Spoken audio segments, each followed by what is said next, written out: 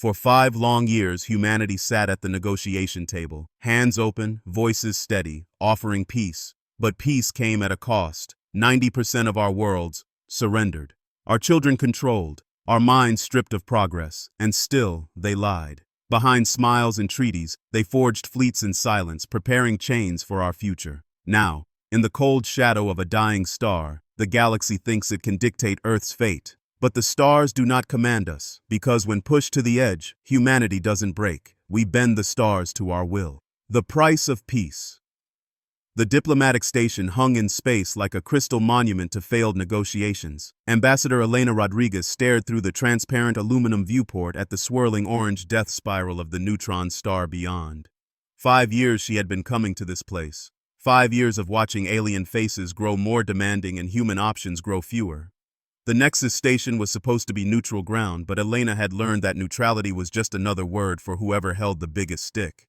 Today, that stick belonged to the Galactic Confederation, and they were about to use it to beat humanity into submission.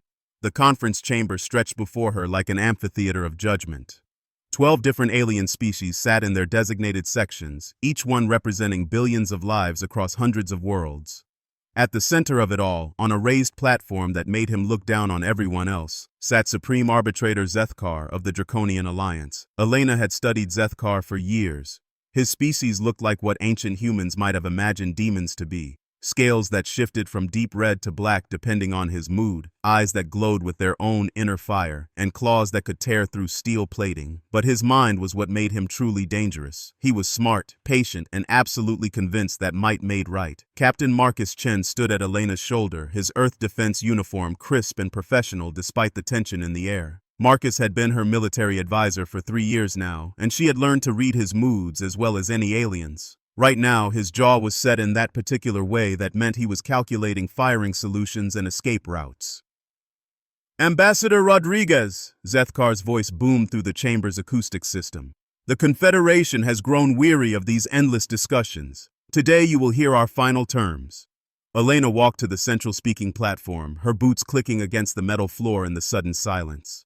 She had given speeches here before, always hoping to find some middle ground, some compromise that would let humanity keep its freedom, but the terms kept getting worse with each negotiation. Honored Arbitrator, Elena began, her voice carrying clearly through the vast space. I am here to listen to the Confederation's proposal. Zethkar's claws scraped against his control panel as he activated the chamber's holographic display. The air above Elena's head filled with images of human colonies, trade routes, and military installations. The human expansion has proceeded unchecked for too long, Zethkar announced. Human technology advances without proper oversight. Human military forces grow beyond reasonable limits for such a young species. Elena watched the display change to show population charts and resource consumption data. Every number had been twisted to make humanity look like a threat to galactic stability. Counselor Vexthara of the Insectoid Collective rose from her seat, her 4 arms gesturing in the complex sign language her species used for emphasis. Human reproduction rates exceed sustainable parameters, she chittered through her translator. Human colonies consume resources at rates that threaten established trade networks. That was rich, Elena thought. The insectoids had strip-mined 17 worlds down to their cores before humans had even invented the wheel, but pointing out hypocrisy had never worked in these sessions. Trademaster Quillian of the Mercantile Union stood next. His species looked like walking trees, bark-covered and slow-moving, but their minds worked like computers when it came to profit and loss.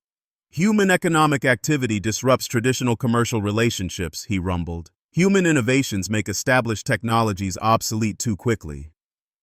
Elena felt her temper rising. They were complaining because human ingenuity was making their old monopolies unprofitable, because human scientists were finding better ways to do things that aliens had been doing the same way for centuries.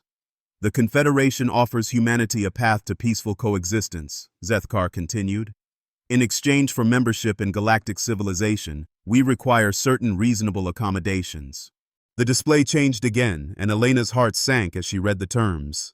Surrender control of 90% of human colonies to Confederation oversight. Limit human population growth to rates determined by alien committees.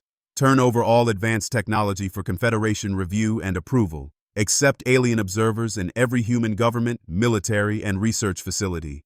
It wasn't membership they were offering, it was slavery with better marketing.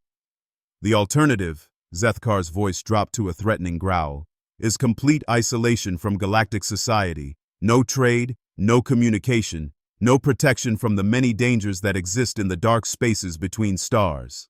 Elena looked around the chamber at the alien faces staring down at her. Some showed satisfaction at finally cornering the troublesome humans. Others displayed what might have been sympathy, but not enough to risk opposing the Confederation's will. Honored arbitrator, Elena said carefully, these terms represent a significant change from previous negotiations. I must request time to consult with my government. The chamber erupted in angry sounds, hissing from the snake-like serpentine delegation, deep rumbling protests from the crystal-based resonance collective, and sharp clicking from the insectoids. Zethkar raised one clawed hand for silence. The time for consultation has passed, Ambassador. The Confederation requires an answer within 48 hours. Accept our terms, or face the consequences of continued defiance. Elena bowed formally, a gesture that could mean respect or farewell depending on interpretation. I will carry your message to Earth immediately. As she turned to leave, Zethkar called out one final time. Ambassador Rodriguez, you should understand that isolation may not be the worst fate awaiting stubborn species. The galaxy has many ways of teaching harsh lessons to those who refuse to learn. Elena paused at the chamber doors. For 5 years, she had tried diplomacy, negotiation, and compromise. She had believed that reasonable beings could find reasonable solutions, but these aliens had never been interested in solutions. They wanted submission. I will be sure to include that in my report as well. Arbitrator, she said quietly. The doors sealed behind her with a sound like a tomb closing. Marcus walked beside her through the station's corridors, neither of them speaking until they reached the docking bay where their ship waited. Only then did Elena allow her diplomatic mask to slip. They never intended to negotiate in good faith, she said, her voice bitter with 5 years of wasted effort. Marcus nodded grimly. Intelligence suspected as much. The question is, what do we do about it? Elena activated her secure communicator and began composing a message to Earth. As she wrote, she thought about something her grandfather had told her when she was young. He had been a soldier in the old wars, back when humans only fought each other. Never let anyone mistake kindness for weakness, Elena, he had said. Sometimes the most peaceful thing you can do is show someone what happens when they push too far. The aliens thought they had cornered humanity. They thought 5 years of patient negotiation meant humans were weak, desperate, afraid to fight. They were about to learn the difference between choosing not to fight and being unable to fight. Elena finished her message and sent it to Earth with the highest priority codes. Then she opened a new document and began writing her speech for the emergency session of the United Nations Security Council. It would be short and direct. The age of talking was over. Now it was time to show the galaxy what humans could do when diplomacy failed. 3 hours later, Elena's ship broke away from the Nexus station and headed toward Earth at maximum acceleration. Behind them, alien intelligence operatives reported the departure as routine. After all, human representatives had been making this trip for 5 years. There was nothing to suggest this time would be any different. They were wrong. Deep in the most secure bunkers beneath Earth's surface, systems that had been dormant for years began to activate. Across human space, colonists opened sealed orders they had been carrying for months. On distant worlds that aliens believed were simple mining operations, hidden manufacturing centers came online. The message Elena had sent contained only 3 words in an ancient human code. The die cast. It was a reference to an old Earth general who had crossed a river and changed history. Once certain lines were crossed, there was no going back. The aliens had demanded surrender or face consequences. They were about to discover that humans had consequences of their own. Admiral Jiang Wei stood in the command center of the hidden military station Olympus, watching status reports flood in from across the galaxy. For 3 years, his people had been building, preparing, and positioning assets while diplomats bought them time with words. Admiral, his communications officer reported, all stations confirm readiness. Project Phoenix is fully operational. Jiang smiled grimly. The aliens thought they knew human capabilities. They had watched human merchant ships and patrol vessels for years, cataloging weaknesses and planning their invasion. What they had not seen were the shadow fleets, the hidden bases, the technologies that human scientists had developed in secret. Send the activation code to all units, Jiang ordered. Phase 1 begins now. Across the galaxy, human sleeper agents and hidden assets began to move. The aliens had 48 hours to prepare for humanity's surrender. They were going to need every second. The hidden Arsenal General Sarah Kim stood before the massive holographic display in Earth Command's war room, watching as hundreds of red dots suddenly appeared across the three-dimensional map of human space. Each dot represented a military asset that had been hidden from alien surveillance for years. Stealth stations, cloaked shipyards, underground bunkers, and weapons platforms that officially did not exist. Project Phoenix is fully online, reported Colonel James Wright, his fingers dancing across multiple data streams. All shadow assets are responding to activation codes. The aliens still think we have 12 patrol ships and some mining equipment. Sarah allowed herself a cold smile. Let the Galactic Confederation think humans were weak. Let them believe their own intelligence reports about humanity's limited military capabilities. The truth was about to hit them like a supernova. The war room buzzed with activity as officers coordinated the largest military deception in galactic history. For 3 years, while diplomats had bought time with words, human engineers and soldiers had been preparing for this moment. Every failed negotiation had been another month to position assets. Every alien demand had been cover for another hidden installation. "Status report on the Titan shipyards," Sarah called out. 47 heavy cruisers ready for deployment," came the immediate response. The aliens still think Titan is a research station studying atmospheric composition. The Titan yards had been humanity's greatest achievement in military deception. Hidden beneath artificial cloud layers and electromagnetic interference, massive shipyards had been constructing vessels using technologies the aliens had never seen. Ships that could cloak themselves completely, weapons that could punch through any known alien armor, and defensive systems that bent the rules of physics. "What about our intelligence networks?" Sarah asked. Lieutenant Commander Lisa Parks stepped forward from her position at the intelligence console. Lisa was small, quiet, and had the kind of mind that could remember every detail of every alien communication pattern. "Our people are in position across 17 Confederation worlds. We've been monitoring their military communications for 2 years. They have no idea we cracked their encryption." The intelligence breakthrough had come 18 months ago when human cryptographers realized that alien security was based on computational power rather than algorithmic complexity. While alien computers were massive and powerful, human programmers had learned to think creatively, finding elegant solutions that brute force could not match. "And the invasion fleets?" Sarah's voice carried a note of anticipation. 3 major battle groups are moving toward human space," Lisa reported. The largest is Admiral Kethmore's First Armada, approaching from the Centauri approach. Second Fleet under Commander Vosajak is coming through the Vega corridor. The third group is smaller, mostly insectoid vessels using the Perseus route. Sarah studied the alien fleet movements on the display. The Confederation had committed nearly 60% of their total military strength to what they believed would be a quick pacification campaign. They expected to crush human resistance in days, maybe weeks at most. "Time to show them what humans do when we stop playing nice," Sarah said. "Activate the Phantom Protocol." Across human space, the invisible began to move. Ships that had been drifting as space debris powered up their systems. Asteroid mining stations revealed themselves to be weapons platforms. Communication satellites transformed into sensor networks capable of tracking every alien vessel within 50 light-years.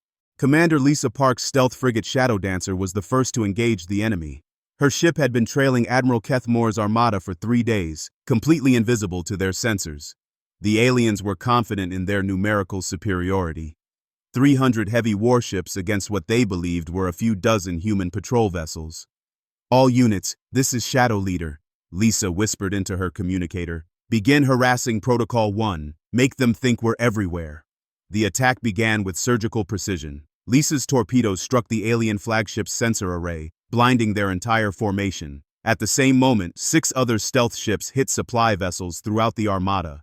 Fuel tankers, ammunition carriers, and maintenance ships exploded in brilliant flashes of light. Admiral Kethmore's bridge erupted in chaos as damage reports flooded in. "How many ships are attacking us?" he roared at his sensor officers. "Unknown, sir. We cannot detect them on any frequency. Our sensors show empty space, but the attacks are definitely happening." What the aliens did not know was that human stealth technology was not just about avoiding detection. It was about controlling what the enemy could see. Advanced holographic projectors could make one ship look like 20, or make 20 ships invisible entirely.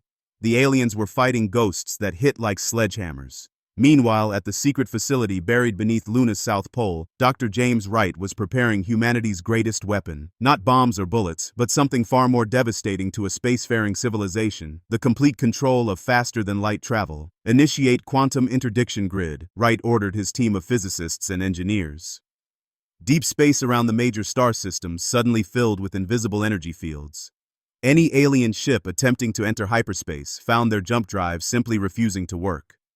The Confederation fleets designed for rapid movement across vast distances were suddenly trapped at sublight speeds. Admiral Kethmore felt ice forming in his blood as his helmsman reported the impossible. "Sir, the jump drive is non-functional. All ships report the same problem. We cannot enter hyperspace." The aliens had built their entire military strategy around speed and overwhelming force. Arrive quickly, strike hard, and leave before effective resistance could be organized. Trapped in normal space, their massive formations became sitting targets for an enemy they could not see or understand. Captain Elena Rodriguez, now aboard the command ship Defiance, coordinated the next phase of the operation. The same woman who had spent 5 years trying to find peaceful solutions was now orchestrating the systematic dismantling of the galaxy's greatest military force. "All units, implement Swarm Tactics Alpha," Elena broadcast to the hidden fleet. "Primary targets are command and control systems. We want their ships disabled, not destroyed. These people have families too." It was typically human, Sarah thought as she watched the battle unfold from Earth Command. Even in war, even after being pushed to the breaking point, humans tried to minimize casualties. The aliens had threatened genocide, but humans responded with precision strikes designed to disable rather than kill. The results were devastating to alien morale. Ship after ship found their engines failing, their weapons offline, their communications cut. They were being taken apart piece by an enemy that seemed to be everywhere and nowhere at once. On the bridge of the insectoid command vessel, Queen Admiral Zixandra watched in horror as her third fleet was systematically paralyzed. "This is impossible," she clicked through her translator. "Human technology is primitive. Their military is barely more than a patrol force." Her intelligence officer's response was barely above a whisper. "Your Majesty, I believe our information was incorrect." The alien intelligence services had been watching human activities for years, but they had been watching what humans wanted them to see: merchant vessels that were actually spy ships, research stations that were weapons platforms, mining operations that were manufacturing centers. The entire human economy had been a carefully constructed lie designed to hide the largest military buildup in galactic history. As news of the fleet disasters reached the Nexus station, panic began spreading through the Confederation's leadership. Species that had been united in their desire to control humanity suddenly found themselves questioning whether this war was such a good idea. Counselor Vex Thara of the Insectoids was the first to break ranks. "Perhaps," she transmitted to her colleagues, "we have underestimated the humans. Perhaps negotiation might be preferable to annihilation." Trademaster Quillian's response carried the weight of billions in lost profits. "My commercial analysis indicates that continued conflict with humanity will bankrupt half the Confederation within 6 months. Their economic warfare capabilities far exceed our projections." The humans had not just hidden military assets, they had also been quietly taking control of crucial trade routes, establishing alternative supply chains, and building economic relationships that bypassed Confederation control entirely. Species that had depended on alien-controlled commerce for centuries suddenly found themselves with new options. But the most devastating blow came from an unexpected source. Dr. Sarah Chen, working from a laboratory hidden in Earth's deep ocean, had spent 2 years studying captured alien technology. What she discovered changed everything. "General Kim," Dr. Chen's voice came through the secure communication link with barely controlled excitement. "You need to see this immediately." The holographic display in Earth Command shifted to show detailed analyses of alien weapon systems, shield generators, and propulsion technology. What it revealed made Sarah's blood run cold. "Their technology," Dr. Chen explained, "is not more advanced than ours. It's older, much older. They've been using the same basic principles for thousands of years, just scaling them up. Our latest developments in quantum mechanics and plasma physics are actually superior to anything they have." The implications hit Sarah like a physical blow. The aliens had maintained their dominance not through superior science, but through superior numbers and the threat of overwhelming force. They had convinced younger species that resistance was hopeless by hiding the fact that their technology had stagnated centuries ago. "Doctor," Sarah said slowly, "are you telling me we've been afraid of an empire that's been running on borrowed time?" General, I'm telling you that if we wanted to, we could probably take their capital world with a single battle group. Their shields can't stop our new plasma torpedoes. Their armor can't withstand our quantum-enhanced lasers, and their ships are too big and slow to avoid our attacks. Sarah looked at the tactical display showing alien fleets scattered and broken across human space. What had started as a defensive operation was quickly becoming a complete military collapse for the Confederation. Open a channel to all human commanders, Sarah ordered. We're changing our objectives. The age of hiding was over. Now it was time to show the galaxy what humans could really do when they stopped holding back. Rewriting the rules. President Maria Santos stood at the observation deck of the New Geneva space station, watching human battle fleets prepare for what many were calling the Great Liberation. 3 months had passed since the failed alien invasion, and the galaxy had transformed beyond recognition. What started as humanity's desperate defense had become a systematic dismantling of the oldest tyranny in galactic history. The irony was not lost on her. The Galactic Confederation had demanded humanity's surrender to prevent the chaos of change.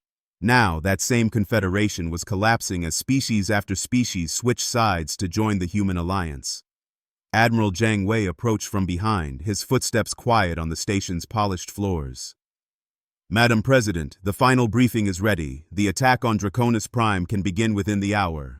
Maria turned from the window to face her military commander. Zhang was a careful man, methodical and thorough, but she could see the anticipation in his eyes. Draconis Prime was the Confederation's capital world, the seat of power that had controlled galactic politics for over 2,000 years.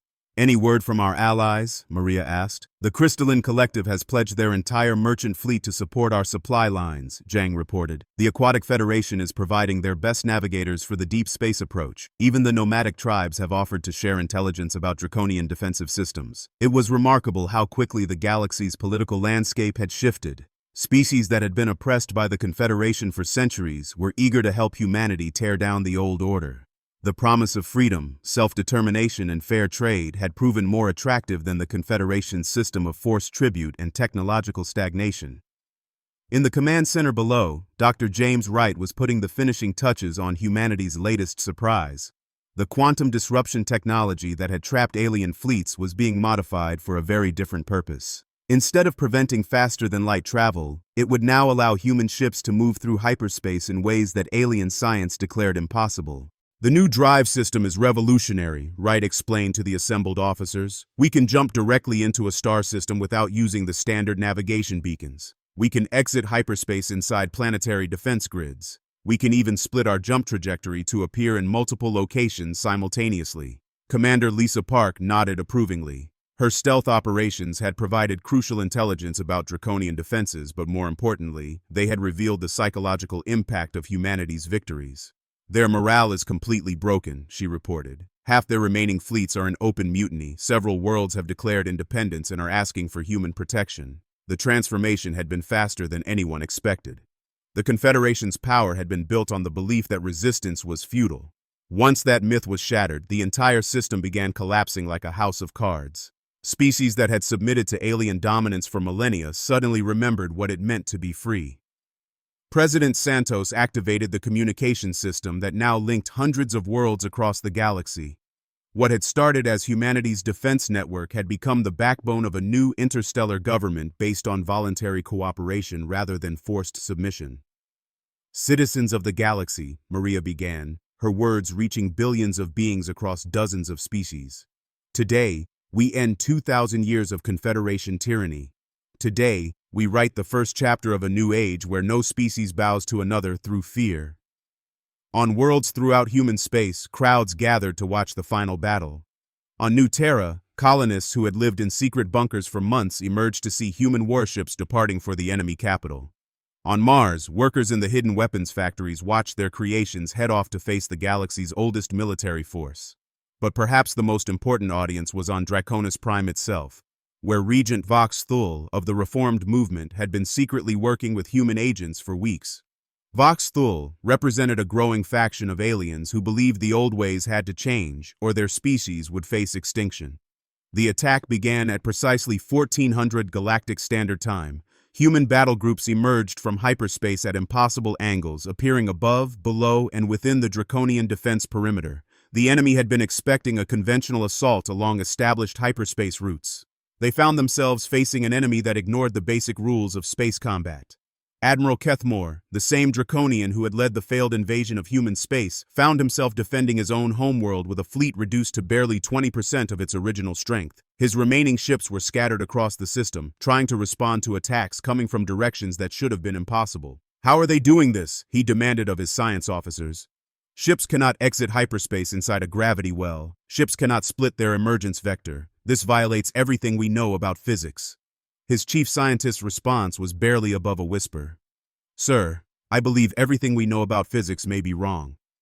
The human attack was not designed to destroy Draconis Prime. Despite everything the Confederation had done, humanity's leaders had decided that genocide was not the answer. Instead, the assault targeted military installations, government buildings, and communication centers. The message was clear: surrender now, or face complete dismantlement of your ability to wage war. Supreme Arbitrator Zethkar, the same alien who had demanded humanity's surrender just months before, now found himself trapped in his fortress palace as human marines systematically took control of the capital city. His personal guards, the most elite warriors in the Confederation, were being defeated by soldiers using weapons and tactics they had never seen before. Captain Marcus Chen, the same man who had stood beside Ambassador Rodriguez during those final negotiations, now led the assault on the Confederation's command center. The irony was perfect. The military advisor who had calculated firing solutions while diplomats spoke of peace was now implementing those same solutions with devastating precision. The palace fell within 6 hours. Zethkar, rather than face capture, had chosen to activate his personal transport and flee to the outer system.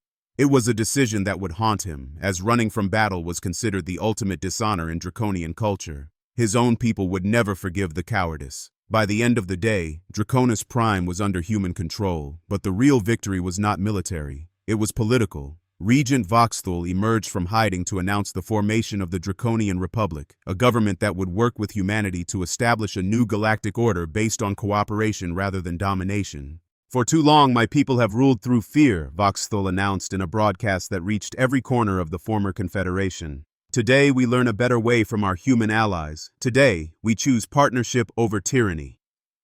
The transformation spread like wildfire. Species that had been enemies for centuries began working together. Trade routes that had been controlled by Confederation monopolies opened to free commerce. Technologies that had been hoarded by the ruling elite were shared freely among all species. President Santos found herself at the center of a new galactic government that bore no resemblance to the old Confederation. The Human Alliance was not an empire with humans at the top, but a voluntary association where each species governed itself while working together for mutual benefit. "We will not repeat the mistakes of those who came before us," Maria announced to the first session of the Galactic Assembly, held on neutral ground at the old Nexus station. "Power will not be concentrated in the hands of a few. Knowledge will not be hoarded by the elite. Freedom will not be sacrificed for the illusion of security." Dr. Sarah Chen, working from her new laboratory on Draconis Prime, had made discoveries that would change civilization itself. The alien technologies they had captured revealed scientific principles that human researchers had never imagined. Combined with humanity's innovative thinking, these discoveries promised advances in medicine, manufacturing, and space travel that would benefit every species in the galaxy. "We are on the verge of a new golden age," Chen reported to the assembly. "Medical treatments that can extend life for centuries, manufacturing techniques that can produce anything needed from basic matter, transportation technology that will make travel between galaxies as simple as walking between rooms."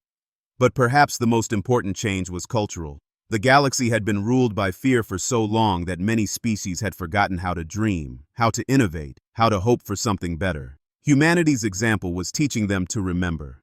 On the former Confederation world of Remulon, insectoid children were learning human games that emphasized cooperation over competition.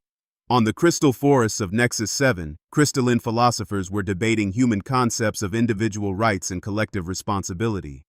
On the ocean world of Aquatica, young swimmers were composing songs about the day the humans came and showed them that freedom was possible. The old galactic order had lasted 2,000 years because it had convinced everyone that change was impossible, that the strong would always dominate the weak, that resistance was futile. Humanity had proven all of those assumptions wrong in less than 6 months. As Maria Santos stood once again at the observation deck, now overlooking the bustling construction of new space habitats where refugees from oppressive worlds could build new lives, she reflected on how far they had all come. The aliens had demanded humanity's surrender to preserve their version of order. Instead, humanity had given the galaxy something it had not seen in millennia: hope. The stars themselves seemed brighter now, as if the universe itself was celebrating the dawn of a new age, an age where strength was measured not by the ability to dominate others, but by the willingness to lift them up. An age where the greatest victory was not defeating enemies, but turning them into friends. The galaxy would never be the same. And that, Maria thought with a smile, was exactly the point. The price of pride. 2 weeks after the human departure, the galaxy was in freefall. Chancellor Vorth of the crystalline hegemony stood before the emergency session of the Federation Council, his once proud crystalline structure now dim and fractured with stress. Around him, the great chamber that had witnessed the height of galactic civilization was half empty, as many delegates had been unable to reach the capital world due to communication and transportation failures. "The situation is critical," Vorth announced, his harmonic voice carrying none of its former authority. "We are facing the collapse of fundamental infrastructure across 300 systems. Our attempts to maintain human-designed systems have failed catastrophically." The reports that followed painted a picture of unprecedented disaster. Delegate Crix of the Tentacle Confederation floated in his tank, his normally vibrant colors faded to pale shadows. Medical facilities across 17 worlds have been forced to shut down life support systems they cannot maintain. The death toll is approaching 1 million beings and rising. Counselor Vex of the Gaseous Collective spoke through the atmospheric speakers, her voice barely audible. "Our communication networks have degraded to pre-space age levels in many sectors. Entire star systems are now completely isolated from galactic civilization." But the worst news came from Defense Coordinator Claxon of the Nexus Collective. His mechanical voice was flat with resignation as he delivered his report. "Our defensive capabilities have been reduced by 73%. The Corvex raiders have destroyed 4 colonies and enslaved the populations of 6 more worlds. Without our early warning systems, we cannot predict where they will strike next." The assembled delegates listened in stunned silence. In just 2 weeks, the galaxy had transformed from an interconnected, prosperous civilization into a collection of isolated worlds, struggling to survive. "What about our attempts to locate the human fleet?" asked Delegate Yorth of the Insectoid Confederation, though her clicking voice held little hope.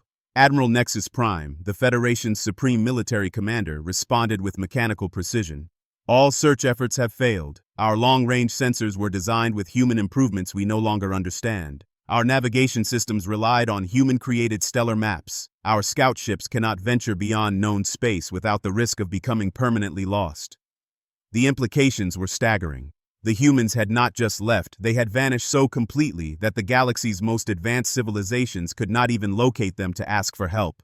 Meanwhile, in the depths of space, far beyond the Federation's borders, Fleet Admiral Lisa Harrison stood on the bridge of the human colony ship New Terra, watching the long-range sensors display images of their new home. The massive vessel was the flagship of humanity's Exodus fleet, 300 ships carrying every human being who had chosen to leave the galaxy rather than submit to Federation control. "Status report on the new system," Admiral Harrison requested. Her science officer, Commander Sarah Kim, consulted her displays. "The Andromeda Galaxy approach looks excellent, Admiral. We've identified 17 potentially habitable worlds in this region, with abundant resources and no signs of existing intelligent life." Admiral Harrison nodded, though her expression remained somber. Despite their successful escape and promising new home, she took no joy in the situation. The decision to leave had been necessary, but it meant abandoning billions of alien beings who had benefited from human assistance over the decades. "Any word from the monitoring stations?" she asked. "Yes, Admiral," replied Communications Officer David Chen, son of the former ambassador. "Our long-range observation posts are still recording Federation transmissions. The reports are troubling." The humans had not abandoned the galaxy out of spite or anger.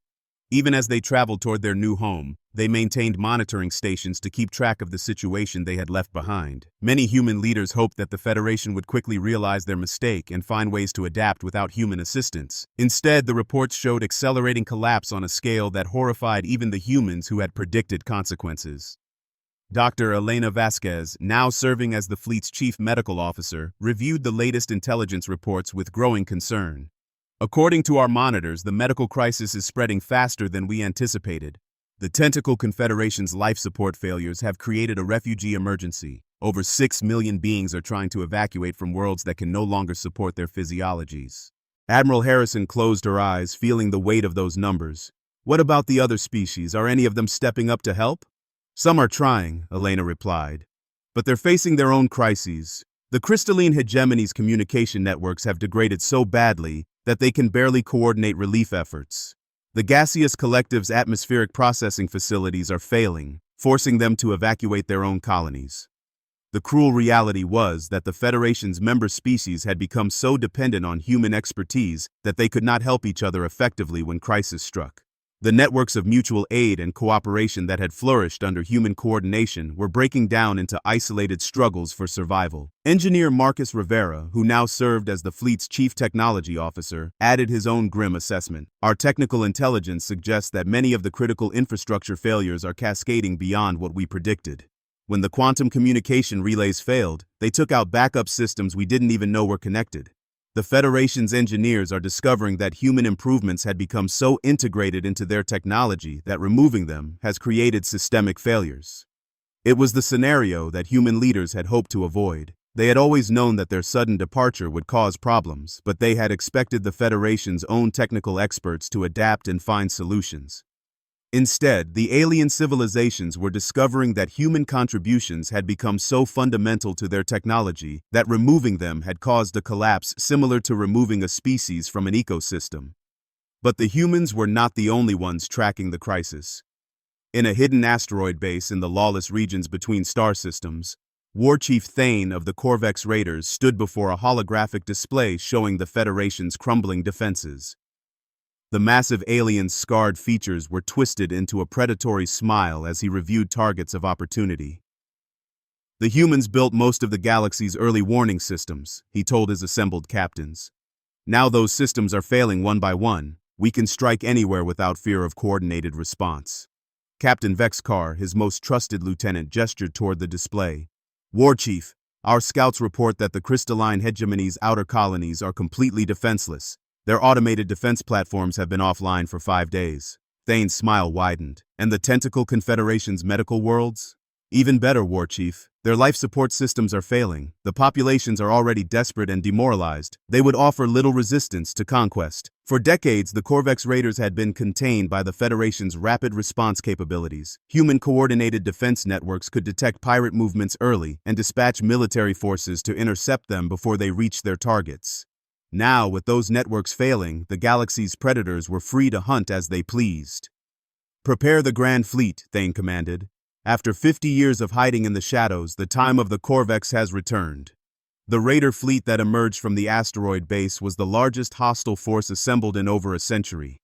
200 attack ships, supported by massive carrier vessels and mobile weapon platforms, began moving toward the heart of Federation space.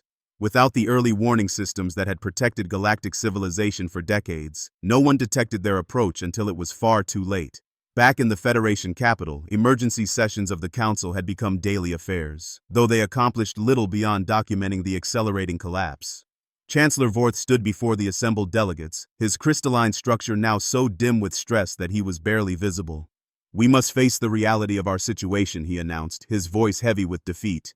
The human departure has revealed our civilization's complete dependence on their expertise. Without their knowledge and assistance, we are witnessing the breakdown of everything we have built. Delegate Crix floated in his tank, his colors now so pale they were almost transparent. The medical crisis alone will claim over 50 million lives within the next month. Our hospitals cannot function without human-designed life support systems and treatment protocols. The communication breakdown is equally severe, added Counselor Vex. Over 200 worlds have lost all contact with galactic civilization. We don't even know if they still exist. But it was Defense Coordinator Claxon who delivered the most devastating news. Our long-range sensors have detected a massive hostile fleet approaching the core systems. The Corvex Raiders appear to be mobilizing their entire military force for an unprecedented assault. The chamber fell silent.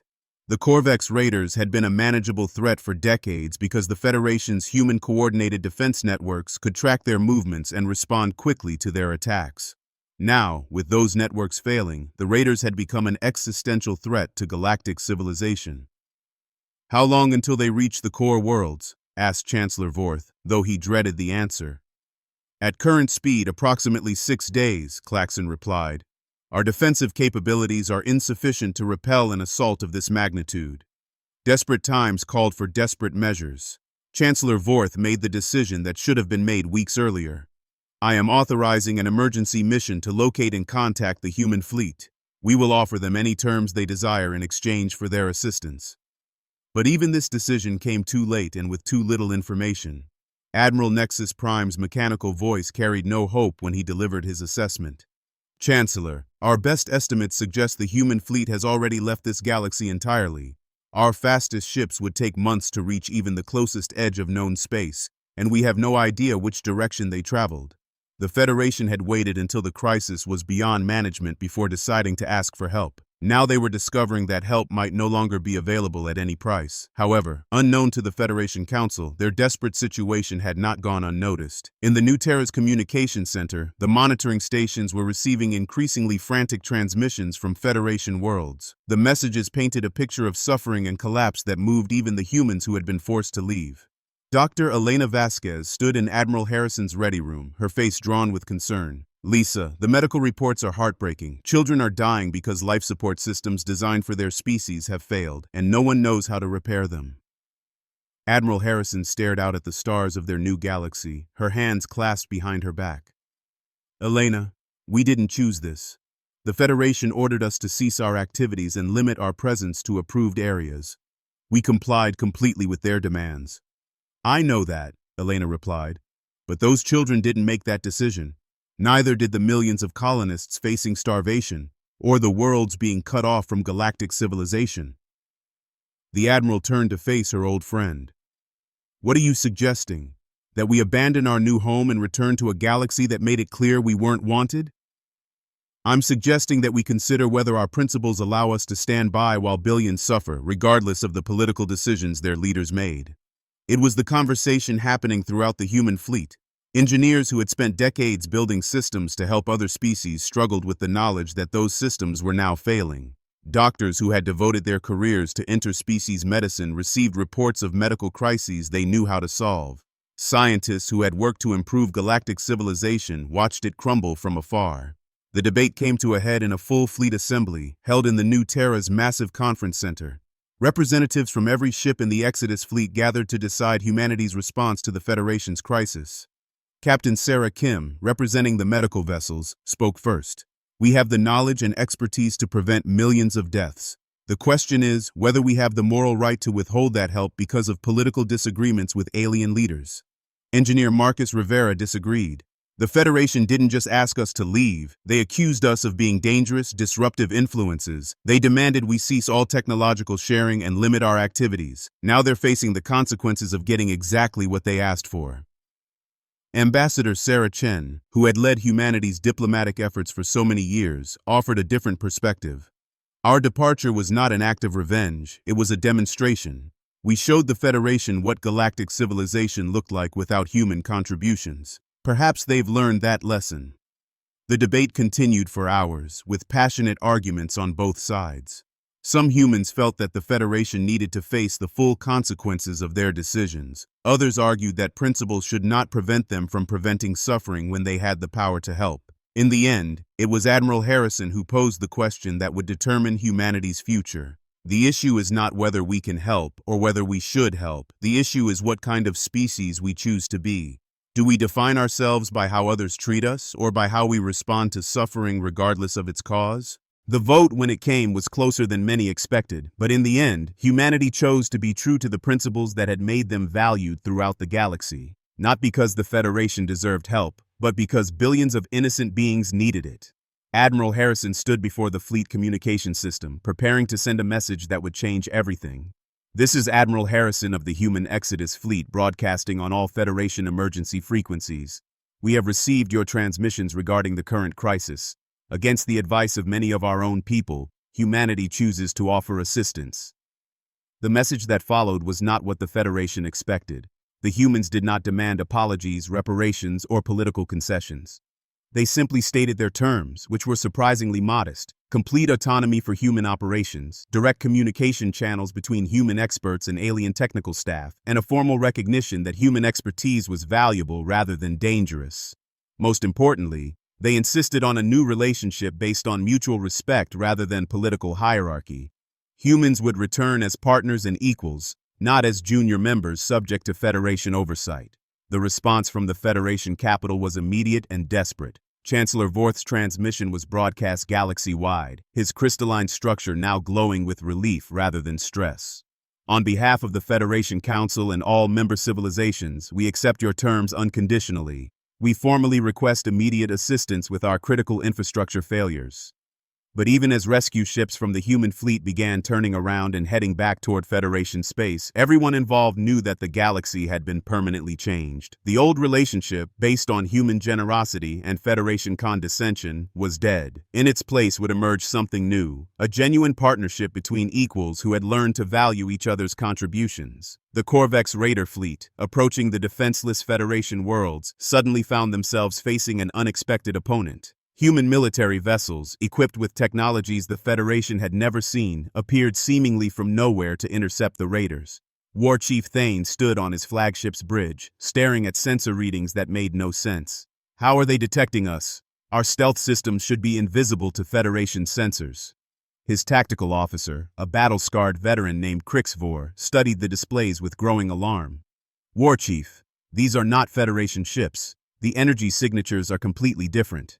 I believe we are facing human military vessels. Impossible, Thane growled. The humans fled the galaxy. Our intelligence confirms their departure. Perhaps some stayed behind, Crixvor suggested, or perhaps they have returned. The answer came in the form of a transmission from the lead human vessel. Admiral Rebecca Stone's voice was calm and professional as she delivered humanity's ultimatum to the Raider fleet. Corvex vessels, you are approaching Federation space during a humanitarian crisis. Human forces are currently engaged in emergency rescue operations throughout this region. You will reverse course immediately or face the consequences. War Chief Thane's scarred features twisted into a snarl. Human ship, this galaxy is no longer under your protection. We claim these systems by right of conquest. Admiral Stone's response was immediate and devastating. The human fleet's weapons systems, designed with technologies the galaxy had never seen, disabled 3 raider ships in the first exchange. The Corvex found themselves facing opponents who seemed to anticipate their every move, counter their every tactic, and outmatch their every weapon. Within hours, the largest pirate fleet in galactic history was either destroyed or fleeing toward the Outer Rim, their dreams of conquest shattered by humanity's unexpected return. But the real victory was not military, it was civilizational. As human engineers restored communication networks, human doctors stabilized failing medical systems, and human coordinators re-established the cooperative networks that held galactic civilization together, something remarkable happened. The alien species that had once taken human contributions for granted began to understand their true value. More importantly, they began to appreciate the humans themselves, not as helpful junior partners, but as the remarkable beings who had quietly held their civilization together for decades. Chancellor Vorth stood once again before the Federation Council, but now his crystalline structure glowed with genuine gratitude rather than political authority. The human species has demonstrated a level of wisdom, compassion, and competence that shames our previous treatment of them. We formally request their return to full membership in the Federation Council, not as junior members, but as senior partners whose expertise and judgment will guide our future decisions. The vote was unanimous. For the first time in galactic history, a species was being elevated not because of their political power or military might, but because of their irreplaceable contributions to the common good. Ambassador Sarah Chen returned to her old office in the Federation capital, but her role had changed completely. She was no longer a petitioner asking for consideration. She was a senior advisor whose counsel was actively sought on every major decision. As she looked out at the alien city that sprawled beneath the stars, she allowed herself a small smile.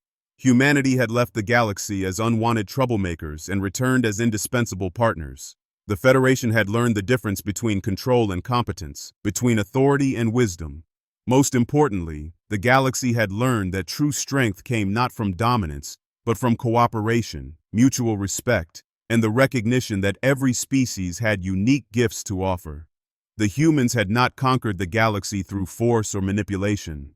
They had won it through competence, compassion, and the quiet demonstration that some things were worth more than political authority, like the simple act of helping others build a better world.